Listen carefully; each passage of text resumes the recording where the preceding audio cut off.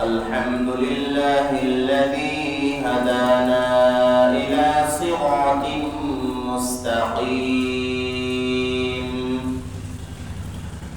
وأرشدنا إلى طريق النعيم، والصلاة والسلام على سيد الأنبياء والمرسلين وعلى آله وأصحابه أجمعين. أما بعد، فقد قال الله تبارك وتعالى في كلامه المجيد وفرقانه الحميد: أعوذ بالله من الشيطان الرجيم. بسم الله الرحمن الرحيم. من عمل صالحا من ذكر أو أنثى وهو مؤمن فلنحيينه حياة طيبة ولنجزينهم أجرهم بأحسن ما كانوا يعملون. صدق الله مولانا العظيم.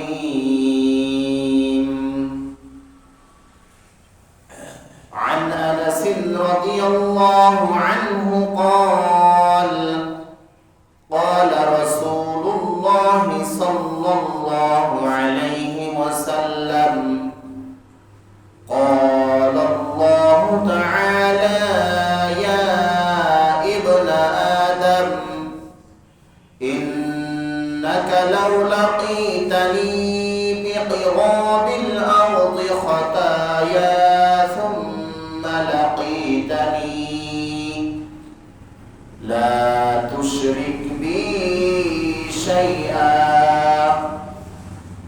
لأتيتك بقرابها مغفرة، أو كما قال عليه الصلاة والسلام.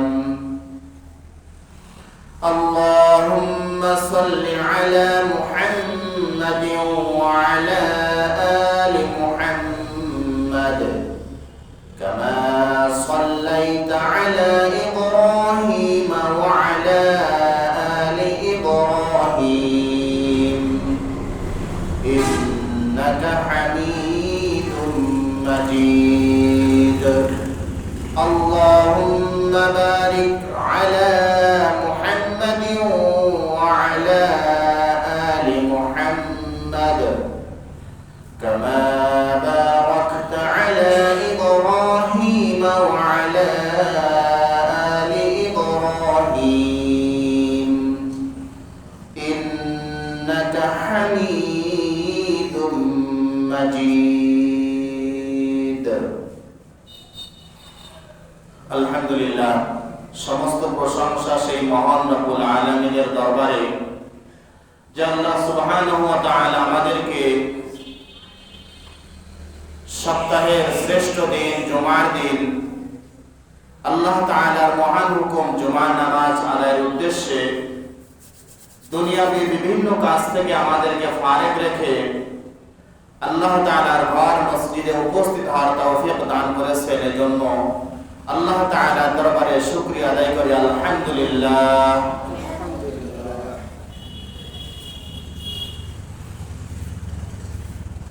আল্লাহ রাব্বুল আলামিন আমাদেরকে দুনিয়াতে পাঠিয়েছেন পরকালের সফলতা অর্জন করার জন্য। পরকালে মানুষ কিভাবে সফলতা লাভ করতে পারে, জাহান্নাম থেকে মুক্তি পেয়ে জান্নাতে যেতে পারে, আল্লাহ তাআলার সন্তুষ্টি অর্জন করতে পারে, সে উদ্দেশ্যেই আল্লাহ রাব্বুল আলামিন মানুষকে দুনিয়াতে পাঠিয়েছেন।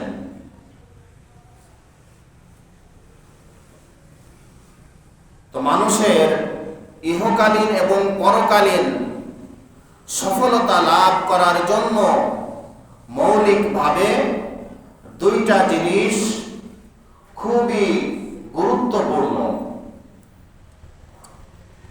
একটা হচ্ছে ঈমান, আরেকটি হচ্ছে আমল।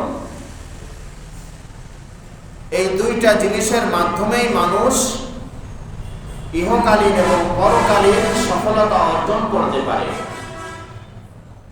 ঈমান আমল ছাড়া আর বাদবাকি যে সমস্ত বিষয়গুলো আছে এগুলো হচ্ছে শাখা প্রশাখা। তো ঈমান আর আমল হচ্ছে সবচেয়ে গুরুত্বপূর্ণ। এজন্য একজন মানুষ তার মধ্যে যদি ঈমান থাকে, বিন্দু মাত্র ঈমান থাকে, এই ঈমানের বদৌলতে অসংখ্য অগণিত মানুষ কিয়ামতের ময়দানে সে জান্নাতের মালিক হতে পারবে। গুনাহগার হওয়া সত্ত্বেও তার মধ্যে যদি ঈমান থাকে, ঈমানের বদৌলতে সে একদিন জাহান্নামের শাস্তি ভোগ করার পর পরিশেষে সে জান্নাতের অধিকারী হবে, জান্নাতের মালিক হবে। কিসের কারণে? ঈমান থাকার কারণে। ঈমান ছিল কিন্তু কি নেক আমল করেনি, নেক আমল করতে পারেনি, নেক আমল করেনি, যার কারণে সে নির্দিষ্ট সময় জাহান্নামের সাজা ভোগ করে পরিশেষে সে জান্নাতের অধিকারী হতে পারবে। তাহলে এখানে বোঝা যাচ্ছে যে ঈমানটা হচ্ছে সবচেয়ে গুরুত্বপূর্ণ বিষয়।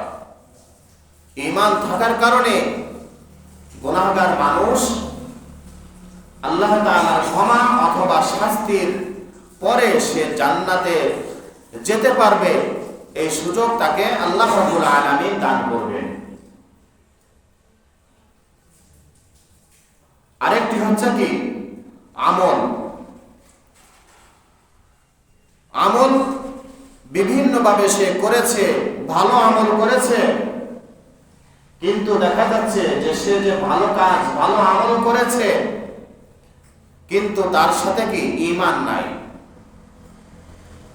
তাহলে তার এই ভালো কাজগুলো, ভালো কর্মগুলো বাহ্যিক দৃষ্টিতে ভালো হলেও ঈমান না থাকার কারণে আল্লাহ তাআলার দরবারে তার কোনো কিছুই কি হবে না, গ্রহণযোগ্য হবে না।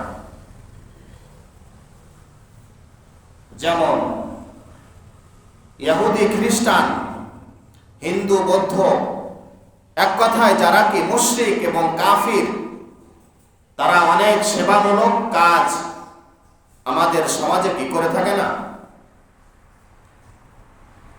স্কুল, বিদ্যালয়, জনকল্যাণমূলক কাজ, রাস্তাঘাট, বিভিন্ন ধরনের কি জনকল্যাণমূলক কাজ ইহুদি, খ্রিস্টান, বিধর্মীরা কি করে থাকে। তো এই কাজগুলো কি অবশ্যই কি ভালো কাজ, সবাই কি ভালো বলবে, কিন্তু একজন ঈমানদার যার মধ্যে কোরআন এবং হাদিসের নূর আছে, ইলম আছে, জ্ঞান আছে, সে বলবে যে কাজগুলো কি ভালো, কিন্তু ওই ব্যক্তির ঈমান না থাকার কারণে এই কাজটা আল্লাহ তাআলার কাছে কি হবে না, গ্রহণ হবে না। ঈমান এবং আমলের মধ্যে সবচেয়ে গুরুত্বপূর্ণ বিষয় হচ্ছে কি ঈমান, দ্বিতীয়ত কি আমল। ঈমান ছাড়া আমল এটা আল্লাহ তাআলার কাছে কবুল হবে না, গ্রহণ হবে না। আর ঈমান সহকারে ঈমান থাকলে আমল আল্লাহ তাআলার কাছে কি হবে? গ্রহণযোগ্য হবে। এজন্য ঈমানের সাথে সাথে আল্লাহ রাব্বুল আলামিন আমলের কথা উল্লেখ করেছেন।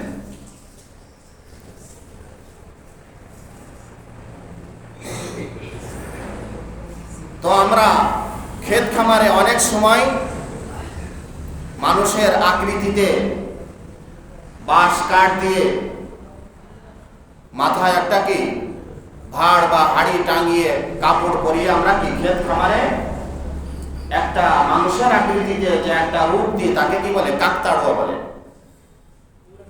তো ক্ষেত খামারে কৃষক কাকতাড়ুয়া দেয় কি জন্য? যে ক্ষেত থেকে পশু পাখি বিভিন্ন ধরনের ক্ষতিকারক জীবজন্তু যাতে কি মানুষ মনে করে খেতে যেন কি না আসে, ক্ষতি যেন কি না করে। তো পাখির দৃষ্টিতে, পশু পাখির দৃষ্টিতে ওই কাকতাড়ুয়া কি ওটা তাদের কাছে মানুষ মনে হলেও প্রকৃতপক্ষে ওটা কি মানুষ না। মানুষ ওটাকে কি মানুষ মনে করে না, বরং একটা কি প্রকৃতি। তো এটাকে দেওয়া হয় কি ক্ষেত খামারের পশু পাখি, ক্ষতিকারক পশু পাখি কি তাড়ানোর জন্য, দূর করার জন্য। তো এটা দেখতে মানুষের মতো হলেও কিন্তু এটা কি মানুষ না। তদ্রূপ অনেক ভালো কাজ, সুন্দর সুন্দর কাজ আমরা মানুষকে করতে দেখি, কিন্তু ভালো কাজ সে যে করছে, এই ভালো কাজটা আমার আপনার দৃষ্টিতে ভালো মনে হলেও আল্লাহ তাআলার দৃষ্টিতে অনেক সময় এই কাজটা কি আল্লাহ তাআলার কাছে কি ভালো নয়। আল্লাহ তাআলা ওই কাজটা কবুল করেন না, ভালো মনে করেন না। কেননা ওই কাজের মধ্যে, ওই আমলের মধ্যে শিরিক রয়েছে, লৌকিকতা রয়েছে। যতই সেই কাজটা আমার আপনার দৃষ্টিতে ভালো লাগুক না কেন, ভালো মনে করি না কেন, ওই কাজটার মধ্যে যেহেতু লৌকিকতা, শিরিক রয়েছে, এজন্য ওই আমলটা আল্লাহ তাআলার কাছে কি গ্রহণযোগ্য না, আল্লাহ তাআলার কাছে কোনো আমলই না। এজন্য আল্লাহ রাব্বুল আলামিন সূরা নাহল এর ৯৭ নম্বর আয়াতে আল্লাহ রাব্বুল আলামিন ইরশাদ করেন, মান আমিলা সালিহান মিন যাকারিন আও উনসা ওয়া হুয়া মুমিন।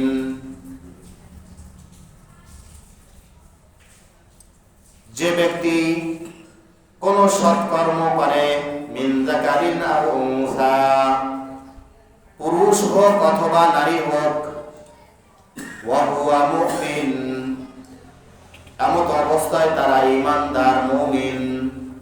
অর্থাৎ কোন মুমিন নরনারী যদি কোনো সৎকর্ম করে, ঈমানের সাথে যদি কোনো সৎকর্ম করে, আল্লাহ রাব্বুল আলামিন বলেন, ফালানুহইয়ান্নাহু হায়াতান তাইয়্যিবা। যদি কোনো নরনারী ঈমানের সাথে কোনো সৎকর্ম করে, নেক আমল করে, আল্লাহ রাব্বুল আলামিন বলেন আমি তাকে পবিত্র হায়াত, পবিত্র জিন্দেগি আমি তাকে দান করব। শর্ত হচ্ছে কি ঈমানের সাথে ওই নেক কাজ করা লাগবে। ঈমানের সাথে যদি কোনো নরনারী নেক কাজ করে, সৎকর্ম করে, আমল করে, আল্লাহ রাব্বুল আলামিন বলেন আমি তাকে পুত পবিত্র বরকতময় সুখ সমৃদ্ধির জীবন আমি তাকে দান করব। وَلَنَجْزِيَنَّهُمْ أَجْرَهُمْ بِأَحْسَنِ مَا كَانُوا يَعْمَلُونَ।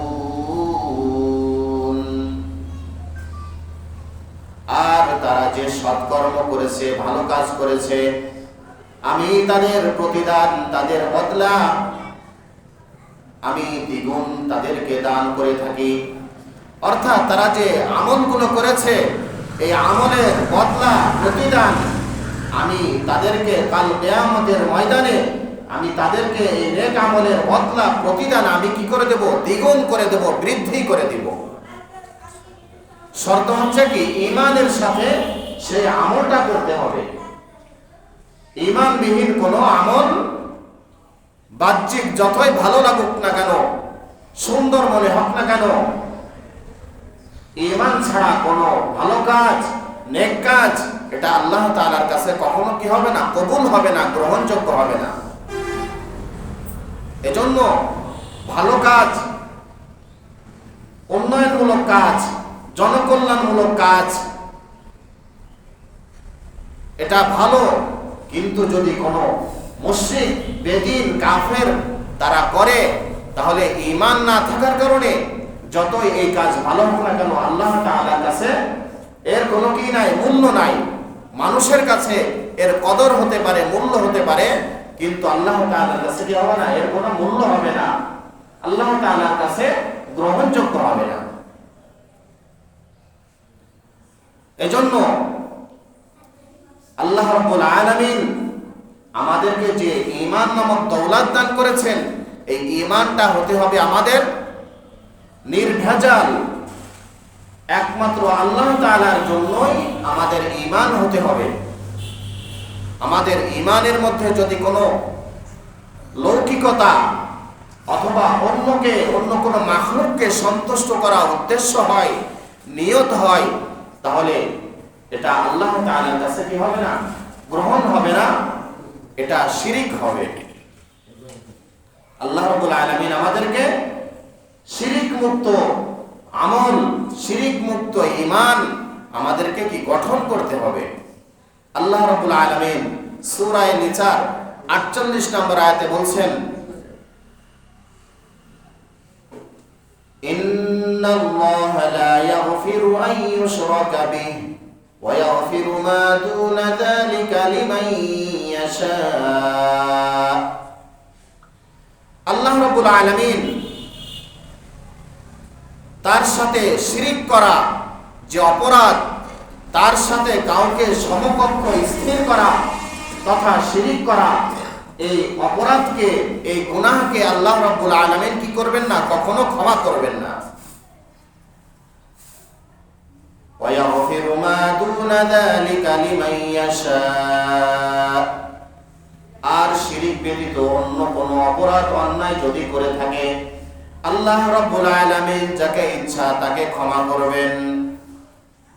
ওয়া মান ইউশরিক বিল্লাহি ফাকাদ ইফতারা ইসমান আযীমা। আর যে ব্যক্তি আল্লাহ তাআলার উপর শিরিক স্থাপন করলো, আল্লাহ তাআলার সাথে কাউকে শিরিক করলো, শরীক করলো, সমকক্ষ মনে করলো, ফাকাদ ইফতারা ইসমান আযীমা। আল্লাহ তাআলা বলেন সে বিরাট অপরাধ, বিরাট অন্যায় সে করে ফেলল। এজন্য শিরিক থেকে, আল্লাহ তাআলার অংশীদারিত্ব থেকে, কোন মাখলুককে আল্লাহ তাআলার সাথে শরীক করা থেকে আমাদের ঈমানকে রক্ষা করতে হবে, বাঁচাতে হবে। তো শিরিক এটা দুই ধরনের হয়ে থাকে, একটা হলো কি শিরকে আকবার, আর একটা হলো শিরকে আসগর। শিরকে আকবার তথা বড় বড় শিরক, আল্লাহ তাআলার সাথে কোন মাখলুককে ক্ষমতাবান মনে করা, আল্লাহ তাআলা ব্যতীত অন্য কোন মাখলুককে সিজদা করা, এটা কি শিরকে আকবার, বড় বড় শিরক। তো আল্লাহ তাআলার সাথে কাউকে অংশীদার সাব্যস্ত করা, আল্লাহ তাআলার ক্ষমতার সাথে কাউকে ক্ষমতাবান মনে করা, রিজিক দাতা, অভাব পূরণকারী, আমার সমস্ত কিছুর প্রয়োজন পূরণকারী, আল্লাহ ছাড়া অন্য কাউকে মনে করা, সমকক্ষ করা, এটাই হচ্ছে কি শিরকে আকবার, বড় শিরিক। আল্লাহ রাব্বুল আলামিন এই শিরিক কখনো কি করবেন না? ক্ষমা করবেন না, যদি ওই বান্দা খালিস দিলে কি তওবা না করে। তওবা করে ওই কাজ থেকে যতক্ষণ সে কি ফিরে না আসবে ততক্ষণ পর্যন্ত আল্লাহ তাআলা কি করবেন না, ক্ষমা করবেন না। এজন্য আমাদেরকে শিরিক মুক্ত ঈমান আমাদেরকে গঠন করতে হবে, যে আমার ঈমানের মধ্যে যেন শিরিক চলে না আসে, তাহলে আমার সবকিছু কি হবে, বরবাদ হয়ে যাবে, ধ্বংস হয়ে যাবে। এজন্য আমাদেরকে বিভিন্ন ধরনের উপলক্ষ, সমকক্ষ, এগুলো আমাদেরকে এর থেকে বেঁচে থাকতে হবে। যেমন আমাদের বাংলাদেশ মুসলিম প্রধান দেশ, তো আমাদের দেশে বিভিন্ন পীর আউলিয়াদের কি আছে, কবর আছে। যেহেতু আমাদের বাংলাদেশে বিশেষভাবে ইয়ামেন থেকে বিভিন্ন পীর বুজুর্গ উলামায়ে কেরাম তাদের আগমনের মাধ্যমে, তাদের দাওয়াতের মাধ্যমে, তাদের ইসলামী মেহনতের মাধ্যমে আমাদের দেশে কি হয়েছে, ইসলামের পুনর্জাগরণ হয়েছিল। তো তাদের বিভিন্ন যে কবর আছে, মাজার আছে, এই মাজারকে কেন্দ্র করে সেখানে কি চলে, শিরকি কর্মকাণ্ড চলে। সেখানে মাজারে সিজদা করা, মাজারে যায় প্রার্থনা করা, মাজারওয়ালার কাছে কি কোনো কিছু চাওয়া, চাকরি, সন্তান, রিজিক, ধন দৌলত, টাকা পয়সা, গাড়ি বাড়ি, সেখানে যে মানুষ কি করতেছে, এরকম ভাবে মাজারে যে প্রার্থনা করছে, এগুলো কি প্রকাশ্য, এগুলো শিরক। অভাব দূর করার মালিক কে? আল্লাহ। সম্মান দেওয়ার মালিক আল্লাহ, ধনী করার মালিকও আল্লাহ, অর্থাৎ সব কিছুর মালিকই কি আল্লাহ। তো সেখানে মাজারে যে শুয়ে আছেন তিনি তো কি আল্লাহ তাআলার বান্দা, আমার আপনার মতোই কি সে একজন কি বান্দা, মানুষ। কিন্তু ঈমান এবং আমলের বদৌলতে তিনি হয়তো অনেক উচ্চ লেভেলে বা উপরে উঠেছেন, কিন্তু তিনি তো কি মাখলুক, আল্লাহ তাআলার সৃষ্টি। তার কাছে তো আমার আপনার চাওয়ার কিছু নাই, চাইতে হবে একমাত্র আল্লাহ তাআলার কাছে। এজন্য মাজারে যে কোনো কিছু চাওয়া, মাজারওয়ালার কাছে প্রার্থনা করা, এটা প্রকাশ্য শিরক। তো এই মাজারকে কেন্দ্র করে এক ধরনের ব্যবসায়ী তারা অর্থ উপার্জন করার জন্য এভাবে মাজার কেন্দ্রিক বিভিন্ন শিরকের মহড়া তারা এভাবে কি করতেছে, বাস্তবায়ন করতেছে। মানুষদেরকে মুশরিক বানাচ্ছে, মানুষদেরকে জাহান্নামের পথে তারা ঠেলে দিচ্ছে। এই সমস্ত কর্মকাণ্ড থেকে আমাদেরকে বাঁচতে হবে, নিজেদের ঈমানকে রক্ষা করতে হবে এবং এই আকীদা এবং বিশ্বাস রাখতে হবে যে সবকিছু দেওয়ার মালিক একমাত্র আল্লাহ। কোন পীর বুজুর্গ, কোন আউলিয়া তারা কি মালিক নয়। তারা নিজেদের বাঁচার জন্য নিজেরাই তো ফিকির করে সারা জীবন কাটিয়ে দিয়েছেন যে কিভাবে আমি আল্লাহ তাআলার আযাব থেকে, আল্লাহ তাআলার অসন্তুষ্টি থেকে আমি বাঁচতে পারি। কিয়ামতের দিন যখন কোন নবী তার উম্মতের জন্য কি সুপারিশ করতে পারবে না, বরং কি নাফসি নাফসি বলে তারা কি করতে থাকবে, পেরেশান থাকবে, নিজেকে বাঁচানোর পেরেশানিতে তারা ব্যতিব্যস্ত থাকবে। সেখানে আরেকজনকে বাঁচানো, রক্ষা করা, এটা কারোর কি ক্ষমতা বা অধিকার আল্লাহ তাআলা কি দেন নাই। এটা বিশ্বাস করা, এই আকীদা পোষণ করা সম্পূর্ণ কি শিরক। নবীজি সাল্লাল্লাহু আলাইহি ওয়াসাল্লামের কন্যা হযরত ফাতিমাতুজ জোহরা রাদিয়াল্লাহু তাআলা আনহা, তিনি তো কি হবেন, জান্নাতের সমস্ত নারীদের কি হবেন, তিনি নেত্রী হবেন, সন্তানী হবেন। সাইয়্যিদাতুল নিসায়ে আহলিল জান্নাহ, জান্নাতি রমণীদের তিনি কি হবেন, সরদারনি হবেন। তো যিনি জান্নাতের সমস্ত নারীদের সরদারনি হবেন, নেত্রী হবেন, তাকে নবীজি সাল্লাল্লাহু আলাইহি ওয়াসাল্লাম বলছেন, ইয়া ফাতিমাতু, ইনকিদি নাফসাকি মিনান নার, হে ফাতেমা তুমি নিজেকে জাহান্নামের আগুন থেকে বাঁচাও, রক্ষা করো। তো নবী যদি তার নিজের কন্যাকে বলতে পারেন যে তুমি তোমাকে জাহান্নামের আগুন থেকে বাঁচানোর চেষ্টা করো, ফিকির করো, তুমি আমার উপর ভরসা করে যে তুমি নবীর কন্যা, নবীর উসিলায় তুমি পার পেয়ে যাবে, এমন ধারণা থেকে তুমি বেরিয়ে আসো, বরং নিজের আমল নিজে করে নিজেকে জাহান্নামের আগুন থেকে বাঁচানোর চেষ্টা করো। যেখানে নবী তার মেয়েকে জাহান্নাম থেকে বাঁচার কথা বলছেন, তাহলে আমি আপনি কার ভরসায়, কার উসিলায় আমি আপনি পার পেয়ে যাব? আমল না করে, ঈমান এবং আমল না করে আমি কোন উসিলায় পার পেয়ে যাব? এটা নিতান্তই শয়তানের একটা ওয়াসওয়াসা, ইবলিসের একটা কি ধোঁকা। এজন্য নিজেকে জাহান্নামের আগুন থেকে বাঁচানোর ফিকির করা, শিরিক মুক্ত ঈমান এবং বিদআত মুক্ত আমল আমাদের কি করতে হবে? জিন্দেগি গঠন করতে হবে। এজন্য আল্লাহ রাব্বুল আলামিন বলেছেন, ওয়ায়াবুদুনা মিন দুনিল্লাহি মা লা ইয়াদুররুহুম ওয়া লা ইয়ানফাউহুম